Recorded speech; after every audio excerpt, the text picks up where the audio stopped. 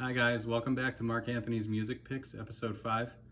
This week I picked out two classics that are about 15 or 20 years old that some of you may have heard, some haven't. And I also found a really obscure track that I think is totally awesome that I want to show you guys, and I'm pretty sure 99% of you have never heard it before. So let's get started. First up tonight, Danny Tenaglia. Man, where do I start with this guy?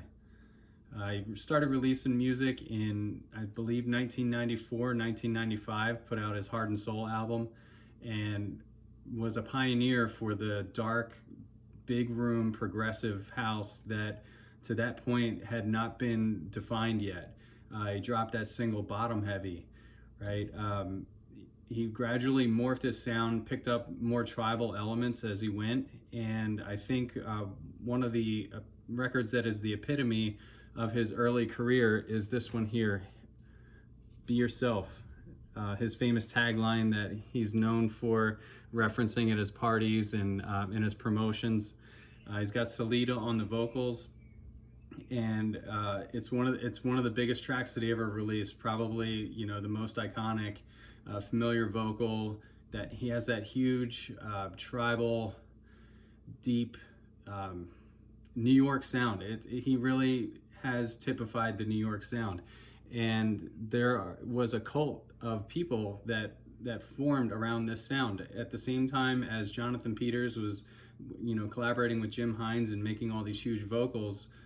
You had Tenaglia doing his own thing, and when you hear a Tenaglia track, you can tell that it's his, because he stayed even with Debiza and his more recent one on Hot Creations. I can't think of the title at the moment.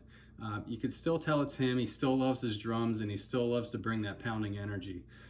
So this is a tribute to Danny, someone that has played house, techno, soul, funk, pop music in his sets. I mean, this is somebody that when they DJ, you can tell that they don't just know house music, they know music, and music is their life. So Danny, this video is to honor you as a DJ. I think you are freaking great. I can't wait to see you back in Philadelphia again. And congrats on releasing such a bomb single as Be Yourself that has aged so well. And if I could play this in my sets today, I still will. So thank you.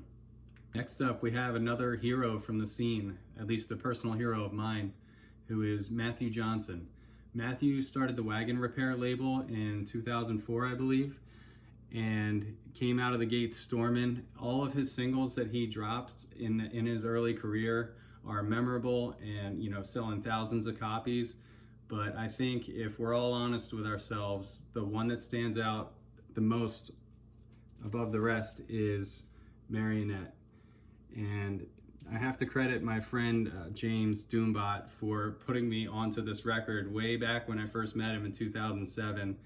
He was really into Sven Väth at that point, and Sven was known for rocking this track. It's a very haunted, melodic,